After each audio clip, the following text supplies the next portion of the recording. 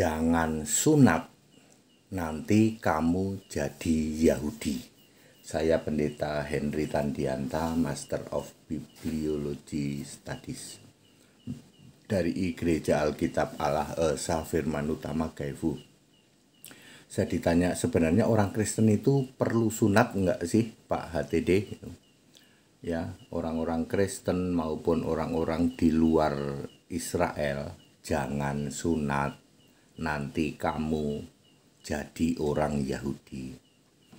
Ceritanya begini, perintah sunat itu ada di dalam Kejadian pasal 17, mulai dari ayat 10, 11, 12. Semua laki-laki harus disunat. Ya, waktu itu ya Abraham pun ya Abram sudah berumur tua ya 86 ya, umur 86 disunat ya,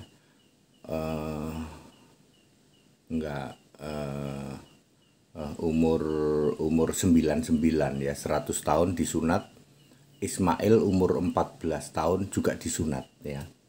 Kemudian 99 umur 100, selisihnya 14 tahun tuh ya. Selisihnya 14 tahun, lalu punya anak namanya Ishak ya. Pas punya anak Ishak umurnya 100. Jadi Ibrahim disunat sudah tua ya. Tetapi semua orang yang ada di dalam rumahnya Ibrahim harus sunat. Termasuk misalnya dia punya budak orang Mesir harus sunat. Ya, punya pembantu orang Arab harus sunat. Ya. Ya, semua yang dalam lingkungan rumahnya Ibrahim harus disunat. Ya, sunat itu adalah membuat dia menjadi Yahudi. Kalau Anda sunat, maka Anda lock in jadi Yahudi. Itu kalimat atau kata-kata yang mudah dipahami. Anda yang bersunat, Anda lock in jadi Yahudi. Sunat itu, perintah sunat hanya untuk orang Yahudi.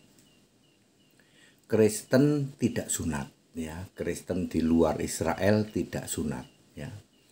Kalau kamu sunat, maka kamu malah menyangkal bahwa Yesus sudah membatalkan Taurat ya.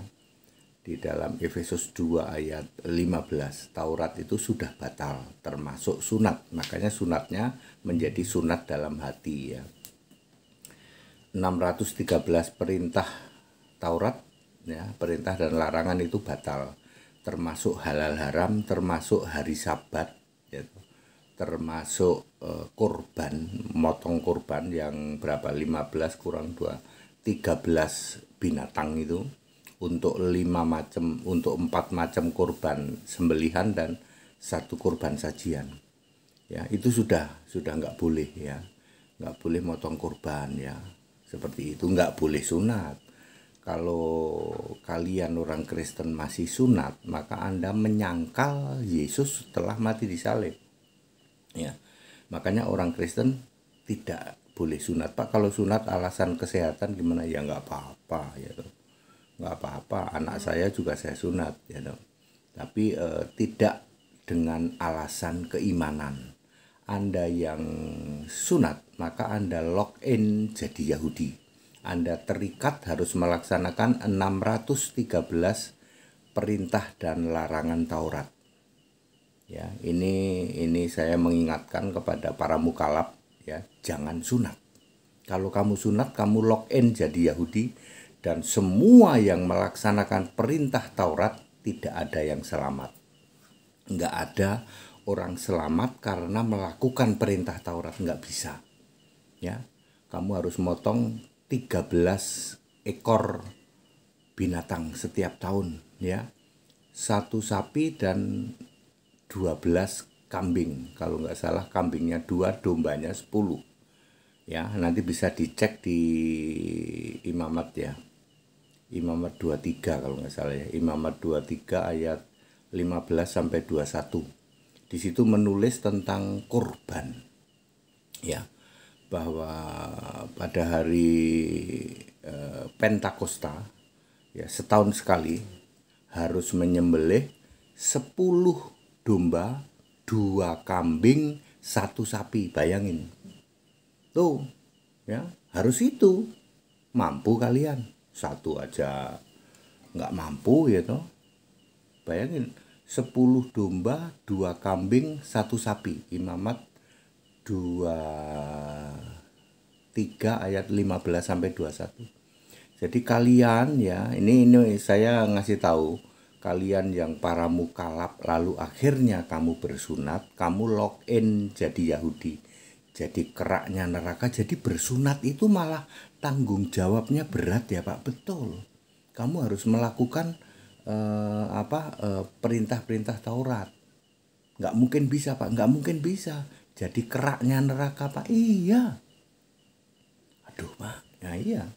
Kamu malah jadi keraknya neraka loh. Ya, seperti itu. Jadi Bapak Ibu Saudara, saya mengingatkan saja, jangan bersunat. Perintah sunat khusus untuk orang Yahudi Israel yang beragama Yahudi. Ya. Kalau bangsa Yahudi itu cuman sunat, membayar pentahiran, merayakan pondok daun, dan merayakan Paskah cuman 4. Tapi kalau Anda beragama Yahudi, tambah lagi jadi 613 perintah dan larangan itu. Very clear, jangan sunat. Soalnya kalau kamu sunat, kamu login jadi Yahudi, keraknya neraka. Back to the scripture, kembali ke Alkitab. Segala hormat kemuliaan untuk Yesus Kristus, satu-satunya Allah yang benar. Haleluya, amin.